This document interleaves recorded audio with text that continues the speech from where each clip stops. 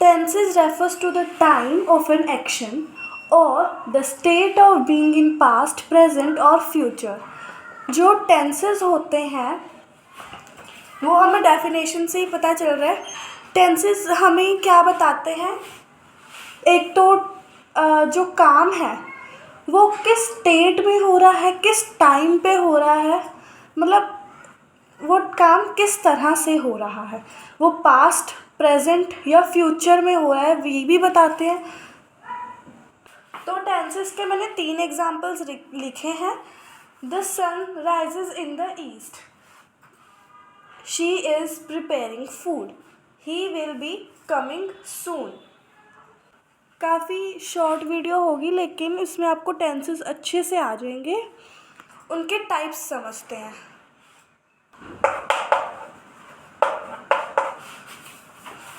Tense 3 types के होते हैं: प्रेजेंट, पास्ट और फ्यूचर. प्रेजेंट टेंस के आगे टाइप्स होते हैं, पास्ट टेंस के आगे टाइप्स होते हैं, फ्यूचर के भी आगे टाइप्स होते हैं. तो ये इसके फर्दर टाइप्स होते हैं. 4 टाइप्स होते हैं इसके. 4 टाइप्स होते हैं: simple present, present continuous, present perfect, present perfect continuous. तो हम आज फिलहाल हम जो समझेंगे वो है सिंपल प्रेजेंट. नेगेटिव, पॉजिटिव और इंटेरोगेटिव. ठीक है. तो जब हमारे पास नेगेटिव में सेंटेंस आए, इसके एग्जाम्पल्स भी मैं करवाऊंगी आगे. ठीक है. अब नेगेटिव जो है उसका रूल क्या है, मैं सेंटेंस फॉर्मेशन भी सिखाऊंगी और सेंटेंस अगर आ जाए तो उसको पहचानना कैसे वो भी सिखाऊँ. तो पहले रूल कर ले. Riya does not want to eat apple. तो अभी इसमें जैसे कि डू या फिर डज है, इसमें काफ़ी बच्चे कंफ्यूज हो जाते हैं कि डू किसके साथ लगेगा और डज किसके साथ लगेगा. देखो अभी ये रिया के साथ मैंने डज लगाया है. ठीक है. अब यहाँ पे डू नॉट प्ले फुटबॉल, अभी इसमें मैंने डू लगाया, इधर डज लगाया, इधर डू लगाया. रिया क्या है? सिंगुलर. ये क्या है? प्लूरल. रिया है वो एक इंसान है और ये दे है जो, ये कितने इंसान है हमें नहीं पता. 2 हो, 5 हो, 6 हो, 10 हो, जितने भी हो हमें नहीं पता दे कितने इंसान है. तो प्लूरल के साथ हमेशा डू लगता है. एक से ज़्यादा चीज़ के साथ डू और एक चीज़ के साथ डज. पहले डू डज था, अब एस और ई एस कहाँ पे लगते हैं? सिंगुलर के साथ. फॉर एग्जाम्पल जैसे मैंने आपको पहले रिया वाला एग्जाम्पल दिया था, अब मैं यहाँ पे आपको दे रही हूँ. एग्जाम्पल है हमारा she bakes a cake. S और ई एस का हमने यहाँ पे यूज़ किया है. तो ये जो शी है ये हमारी सिंगुलर है, ये शी सिंगुलर है, इसीलिए एस और ई एस का हमने यूज़ किया. अभी सपोज करो यहाँ पे हमारे पास होता शी की जगह दे. ठीक है. दे ना होता वी होता. ठीक है. दोनों में से कुछ भी चलो. तो क्या आना था? तो ये सिंगुलर ना होता तो ये क्या है? प्लूरल. तो इसमें ये ना लगता.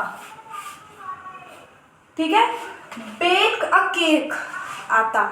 We bake a cake, they bake a cake. कई लोग ऐसे लिख के आ जाते हैं she does not bakes a cake. इधर ईएस लग जाता है, इधर क्यों लगाया? जब भी हम डू डज का यूज करते हैं तो जो वर्ब होता है हमारा उसके साथ ईएस या फिर एस है जो कभी नहीं लगता, कभी भी नहीं लगता, क्योंकि हम यहाँ पे इसका यूज कर रहे हैं. तो एस या फिर ईएस हमारा क्यों लगेगा? तो ये इसका यूज नहीं होता. इंटरोगेटिव का रूल डू डज है जो, मतलब सब्जेक्ट और डू डज, मतलब सब्जेक्ट और डू डज है, ये इनकी प्लेस चेंज हो जाती है. सब्जेक्ट है जो सब्जेक्ट है वो यहाँ से यहाँ जाता है, डू डज है जो वो यहाँ से आगे आ जाता है। तो अभी इसका एक एग्जाम्पल हम देख लेते हैं, जैसे कि does she bake a cake, do they play football. तो सिंगुलर का भी बता दिया, प्लूरल का भी बता दिया मैंने, इसमें आपको दोनों एग्जाम्पल्स मैंने क्लियर कर दिए। अब सपोज करो हमारे पास सब्जेक्ट है जो वो यू आ जाता है, यू। कई बच्चे क्या करते हैं, यू में यू को सिंगुलर समझ के, तो हमें भी पता है हमारे सामने यू में एक पर्सन है या फिर बहुत सारे पर्सन है, हमें बस इतना पता है कि जो यू है वो हमारे सामने वाला पर्सन है। तो यू हमेशा प्लूरल ही रहता है, उसको कभी सिंगुलर मत समझना।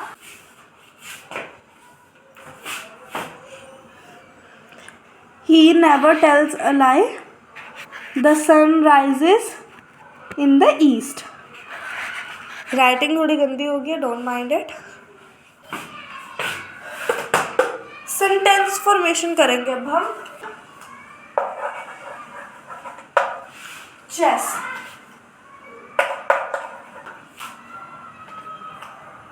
गिव अस की जगह वो कर लो, he take us to a ride.